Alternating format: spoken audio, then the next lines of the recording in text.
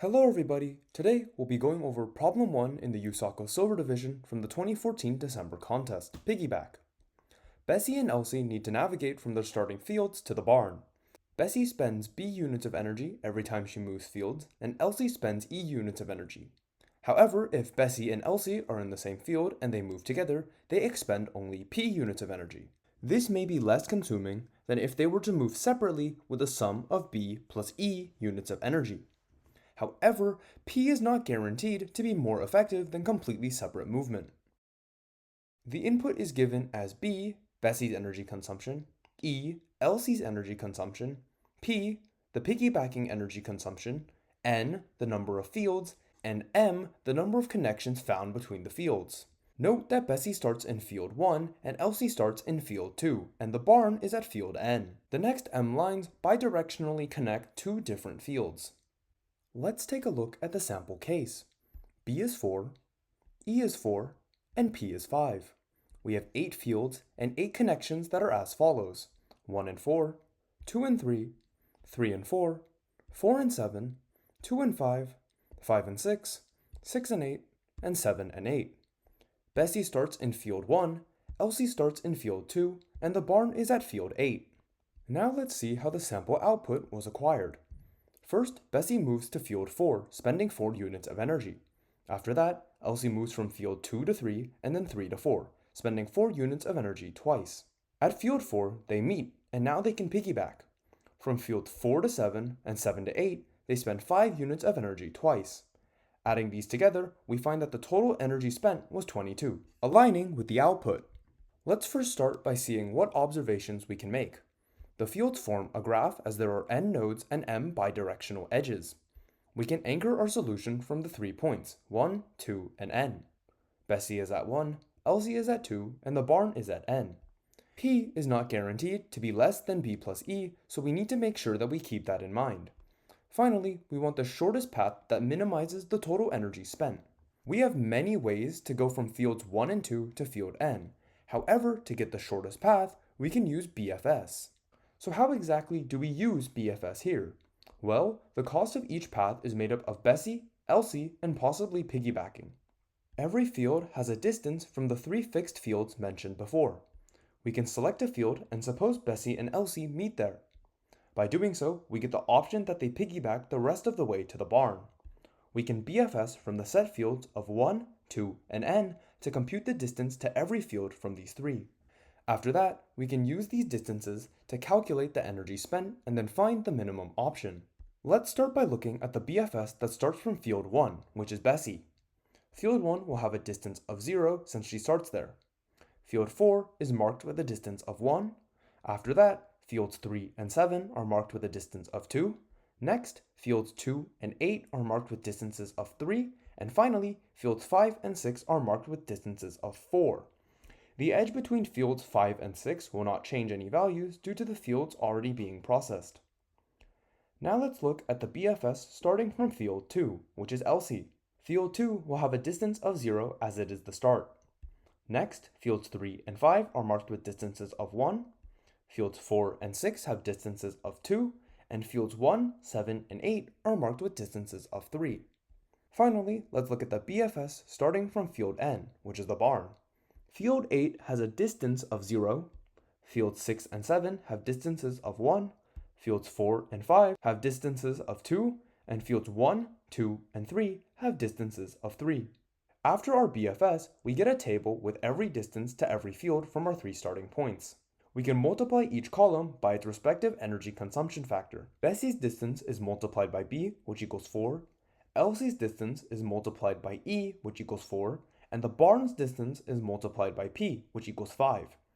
Note that since P may be greater than B plus E, it may be more optimal to multiply the barn's distance by B plus E. A comparison in the code is necessary to ensure accuracy. By adding each row of energy consumption, we can determine the minimal expenditure. Here, meeting at field 4 will provide the lowest energy consumption of 22, which aligns with the sample output. Let's take a look at how we can implement this now. First, we take in our input, and then we construct the graph. After that, we start our BFS. We first BFS from field 1 for Bessie's distance, we then BFS from field 2 for Elsie, and then we BFS from field N for the barn. After these calculations, we can apply the cost multipliers. Again, remember that B plus E may be less than P. With this information, the minimum energy can be calculated. This approach has a time complexity of O of n plus m, as each of the n fields and m edges are processed once.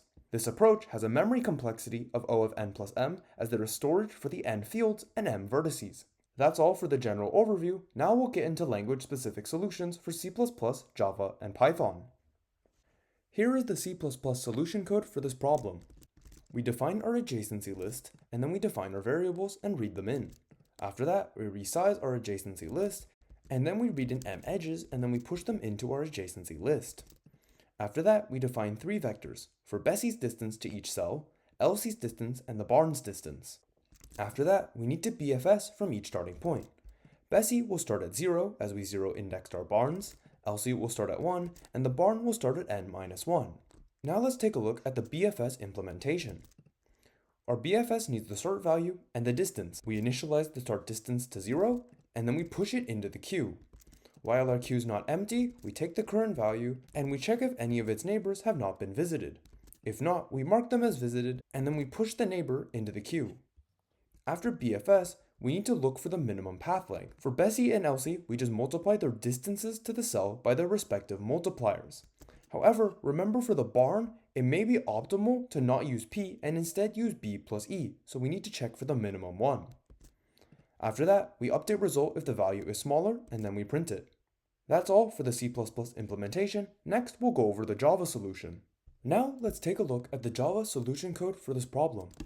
We define our adjacency list, and then we read in our variables. We resize our adjacency list, and then we read in the m edges. We zero index them for convenience, and then we push them into the adjacency list.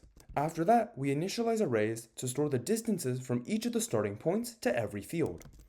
After that, we need to BFS from each starting point. First, we'll do Bessie at 0, then we'll do Elsie at 1, and then we'll do the barn at n minus 1. Now let's take a look at the BFS implementation.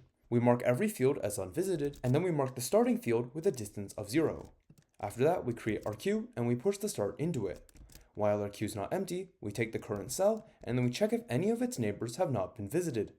If not, we update its distance, and then we push it into the queue. After BFS, we need to find the minimum path value. Bessie and Elsie spend energy equal to the distance from their start to the current field multiplied by B or E respectively. However, for the barn, it may be more optimal to use B plus E over P, so we need to make sure that we're using the minimum one. After that, we update result if there's a smaller value, and then we print it out. That's all for the Java solution code for this problem. Next, we'll move on to the Python code. Finally, we'll look at the Python solution code for this problem. We'll read in our variables, and then we'll create our adjacency list of size n. We'll read in our m edges, and then zero index them for convenience. After that, we'll push them into the adjacency list. Next, we initialize arrays for the distances from each starting point to every field. We then need to start BFS. 0 will be Bessie, 1 will be Elsie, and then n minus 1 will be the barn. Now let's take a look at the BFS implementation. We'll initialize the start with a distance of 0, and then we'll push the start value into the queue. While the queue is not empty, we take the current value, and then we check all of its neighbors. If any neighbor has not been visited, we update its distance, and then we push it into the queue. After that, we need to find the minimum path length. For Bessie and Elsie, the energy spent to get to the current field is just their distance from the start to the current field multiplied by B or E respectively. However, remember for the barn, it may be more optimal to use B plus E instead of P, so we need to make sure we're using the minimum one. After that, we update result if there's a lower value, and then we print it out at the end. That's all three language solutions done. Thank you for watching this video.